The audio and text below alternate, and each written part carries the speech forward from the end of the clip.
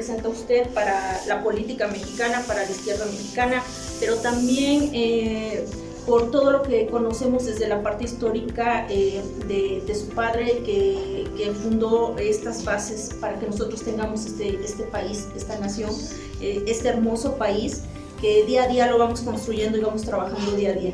Pero pues bueno, para comenzar, para avanzar con nuestra entrevista, pues hoy nos acompaña nuestro compañero Brandon. Hola Brandon, ¿qué tal? Buenas tardes. Buenas tardes, maestra, un gusto, como siempre, estar aquí compartiendo este espacio con ustedes. No, al contrario, Brandon, siempre Brandon nos acompaña en cada emisión y es nuestro estudiante de Ciencias Políticas. Muchísimas gracias. Ana Cecilia, ¿qué tal? Buenas tardes. Hola maestra, buenas tardes. Estoy contenta de estar aquí, de poder entrevistar a una persona tan importante en la política mexicana, como es el ingeniero Cárdenas. Y pues nada, espero que sea de su agrado esta bonita visita y entrevista. Adelante. Claro, pues me gustaría empezar un poquito, pues esta pequeña charla, al final de cuentas, y me parecía interesante, revisando algunas evaluaciones que se realizan realmente en torno a la percepción de la democracia, ¿no? En Latinoamérica. Existe el Latinbarómetro, su más reciente publicación es del 2020, y es muy interesante lo que muestra, porque dice que a nivel regional hay como una contracción del 23%, donde se percibe la democracia como que de forma adversa, ¿no? Como que realmente la población como que no está muy contenta, por así decirlo, con el desempeño que ha tenido. En este caso México es interesante porque ocupa el 6º lugar con una población que al menos como tal no acepta tanto la democracia. Pero también en ese mismo análisis mencionan que es algo muy importante, obviamente, destacar en ese sentido, de que las democracias latinoamericanas han tenido la capacidad de adaptarse en este ambiente un poquito hostil, ¿no? De aceptación y rechazo. Relativamente precisamente a este tema, me gustaría preguntarle a usted, bajo su perspectiva, ¿qué tipo de democracia tenemos actualmente en el país? ¿Cuál es la democracia que podemos percibir como ciudadanos? Bueno, primero muchas gracias por esta oportunidad, realmente se los agradezco mucho. Bueno, yo no le echaría la culpa a la democracia como tal. Esto es quién es el que está tomando decisiones, quién es el que está imponiendo ciertas medidas o ciertas prácticas. Entonces la conformidad, la anuencia o la inconformidad pues debe ir contra quienes toman las decisiones. Yo creo que es muy sano que tengamos un sistema democrático. Esto es donde todos podamos expresarnos, donde se respeten los derechos fundamentales de la gente. Ahora, en las distintas democracias de América Latina, pues claro, hay donde se respetan más, donde se pueden ejercitar a mayor cabalidad los derechos que las distintas constituciones reconocen, y hay otros países donde, aunque se califiquen a sí mismos como democráticos, los gobiernos, pues no están cumpliendo con las reglas mínimas de la democracia, que es el respeto a los derechos de los demás, entre otras cuestiones, el que haya libertad de expresión, libertad de pensamiento, de tránsito, etcétera, que son pues derechos fundamentales para cualquier nación y sobre todo para aquellas que se reputen como democráticas. Sí, por supuesto. Muchas gracias. Completamente de acuerdo con lo que nos comenta el ingeniero, y también en esta línea de la historia política del país se ha escuchado mucho estos conceptos, ¿no? De izquierda y de derecha, y referente a eso va mi siguiente pregunta: ¿qué tan vigente considera usted que se encuentra este concepto de izquierda y este concepto de derecha actualmente en el terreno político de México? Mira, a mí no me gustan las definiciones por geometría, las definiciones políticas por geometría. Las entiendo e incluso las utilizo en muchos casos porque es más fácil hablar o escribir e identificar algo o alguien por geometría. Pero creo que lo importante aquí no es si se está en la izquierda o en la derecha, porque en ninguno de los dos casos, ni quienes se dicen de derecha ni quienes se dicen de izquierda, pues hay una autoridad, trátese de una persona o de un colectivo, que puede decir tú sí estás o tú no estás, tú sí estás respondiendo o tú no estás respondiendo. Entonces lo que yo creo es que hay que definirse por contenidos. Esto es, qué propones en tal aspecto, qué propones en tal cuestión, etcétera, porque si no, pues no vamos a acabar por entendernos. Entonces, donde hay que principalmente pues, argumentar es en qué contenidos le damos a la democracia de la que estamos hablando, de la que queremos que se desarrolle, etcétera, etcétera. Sí, creo que tiene mucha razón en ese aspecto, y sobre eso pues se viene hablando mucho sobre que el PRD fue uno de esos movimientos de izquierda y demás, así lo consolidan. Por ello se habla que actualmente Morena es una forma moderna de este PRD. ¿Usted está de acuerdo con esta idea, esta conceptualización? Mira, yo salí del PRD en 2014, ya hace que son 8 años, y no, pues no, yo no me gusta opinar sobre casas ajenas, y para mí en este momento todos los partidos políticos pues, son casas ajenas, ¿no? Entonces no sé cómo lo estén haciendo, esto les corresponde a los miembros de cada partido, de cada organización, pues decir si el partido como tal o si los dirigentes en sí están cumpliendo o no están cumpliendo con lo que postula la organización y con lo que se considera que debiera estarse llevando a cabo. Muchas gracias, ingeniero.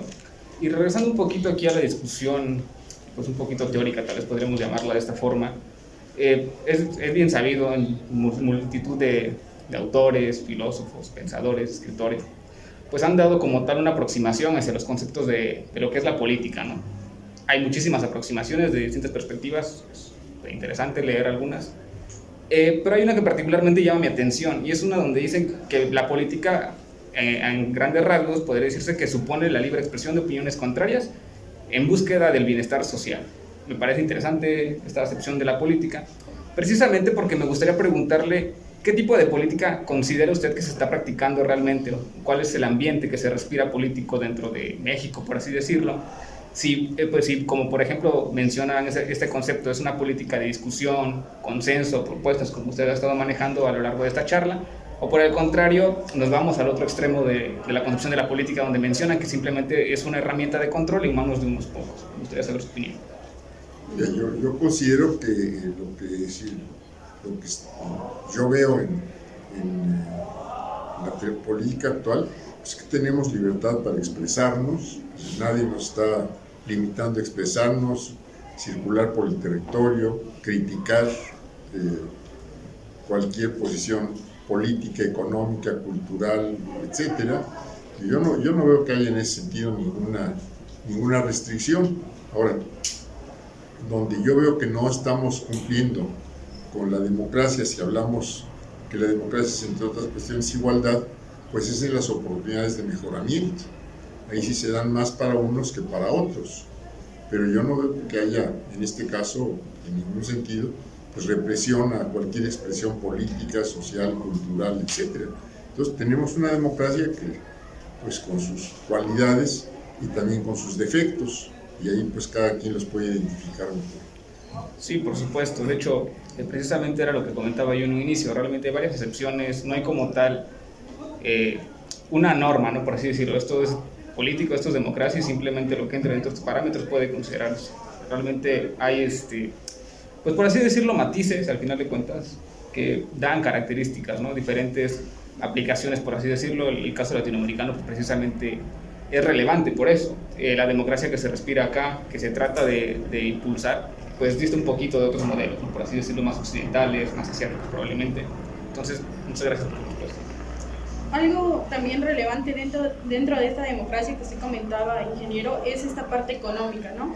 En ciertas entrevistas usted hacía hincapié en una inversión productiva que era necesaria para México en estos momentos más de crisis posteriormente a la pandemia, y me gustaría que poder consolidar un poco más esta perspectiva de inversión productiva que usted propone para México. ¿Qué se debe de hacer para llevarla a cabo y qué resultados podríamos tener? Mira, uno de los problemas que se tiene en el país y en el gobierno es que los recursos que recauda el Estado pues no son suficientes para impulsar el desarrollo. Esto es para mayor generación de empleos, para nuevos proyectos industriales, para integrar mejor las cadenas productivas, etc. Entonces, por eso creo que es necesario llevar a cabo una reforma fiscal que permita pues que haya mayor capacidad de inversión por parte del Estado. Esto querría decir mejor atención a la salud, a la educación, creación de nuevos empleos, y desde luego pues la inversión del Estado atrae y jala en algún sentido a la inversión privada. Entonces esto también es necesario, que haya inversión del Estado en las áreas que le correspondan, y que esta inversión del Estado dé confianza para que haya también inversión privada que nos permita pues mayor expansión de la economía y por lo tanto mayores beneficios sociales para el conjunto de la población. Sí, por esa parte entiendo que pues esta seguridad social, por llamarlo así, debe de estar a cargo de un trabajo en conjunto de Estado y este sector privado. ¿Usted cree que sea posible en estos momentos poderla llevar a cabo ese trabajo en conjunto? Pues yo creo que es muy deseable y tenemos experiencias, yo diría principalmente internacionales y en otros momentos aquí mismo nacionales, cuando Estado y empresa o iniciativa privada han caminado juntos, pues esto ha dado pues buenos resultados en términos generales. Yo creo que en este momento, pues, si no hay inversión suficiente, pues hay que buscar las formas, los medios, los instrumentos para que haya esa mayor capacidad de inversión y por lo tanto, como digo, la inversión del Estado, principalmente en infraestructura y servicios básicos como es educación, salud, etcétera, pues pueda también atraer a la inversión privada en proyectos productivos de distinto tipo, pues, industriales, agrícolas, turismo, etcétera. Muchas gracias. Me llama la atención que pone usted hincapié precisamente en la inversión al final de cuentas, ¿no? En este sector tan importante como es la educación y la salud, que creo que han sido, no los principales, pero creo que sí han sido dos sectores que han sido fuertemente pues impactados precisamente por las condiciones a nivel global que estamos viviendo. Precisamente me refiero a la actual pandemia de la cual todavía estamos viviendo algunos de los estragos que ha causado dentro pues del tejido social, dentro de las diversas instituciones. Y me parece interesante precisamente esa propuesta que usted hace, ¿no? Bueno, no más que propuesta, creo que es un llamado realmente a la inversión en la educación. ¿A qué cree usted realmente que se deba que el tema de la educación y el sector de salud se ha dejado un poco de lado en las últimas administraciones? Bueno, no últimas, pero sí hablando de algunas décadas para acá, han sido como que, por así decirlo, demandas sociales al final de cuentas, que han tratado como que de canalizar diferentes ayudas, diferentes formas de reestructuración del trabajo. Pero usted, ¿a qué considera que realmente no se haya podido construir un sistema educativo, un sistema de salud robusto que realmente responda a las necesidades de la población? Por un lado, a la insuficiencia de recursos de los que dispone el Estado. Pues, por más que se quieran hacer cosas, si no se tiene con qué, pues es difícil realizarlas.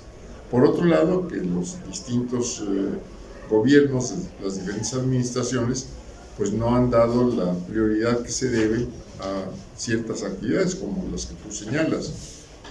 Y hay que recordar una cosa básica: cuando desde el Estado, desde el gobierno, se habla de prioridades, si estas prioridades no vienen acompañadas del presupuesto, pues al final de cuentas dejan de ser prioridades. Sí, por supuesto. Al final de cuentas el presupuesto creo que juega un papel muy importante y era algo que mencionaba precisamente hace un momento durante su presentación del libro. El tema de realmente de los impuestos pues va a impactar en todos los proyectos que se lleguen a consolidar o que se lleven a proponer incluso, ¿no? Gracias. Centrándonos un poquito en las cuestiones políticas del país, principalmente en la actual administración y demás, vemos que Morena, de alguna manera, se encuentra como dividido, por decirlo así, entre un sentimiento de obradorismo y uno de morenistas, ¿no? ¿Cómo percibe usted estas debilidades dentro del partido actualmente y considera usted que este es un ambiente que puede provocar rupturas en este partido? Mira, yo estoy fuera de los partidos, no estoy militante en ninguno, no te podría decir qué pasa dentro de Morena. No sé si haya división, si no haya división, pues ahí sí tocas un tema que desconozco totalmente. Gracias. Respecto precisamente a la actual función, por así decirlo, el trabajo que ha venido realizando como tal el Poder Legislativo, me gustaría saber su opinión al respecto. ¿Usted realmente considera que ha sido el ambiente donde se han discutido propuestas, se han, no sé, editado algunas iniciativas, se ha llegado al consenso o se han sacado realmente buenos resultados? ¿Cómo calificaría usted el desempeño del Poder Legislativo en los últimos años? Bueno, pues ahí ha habido de todo.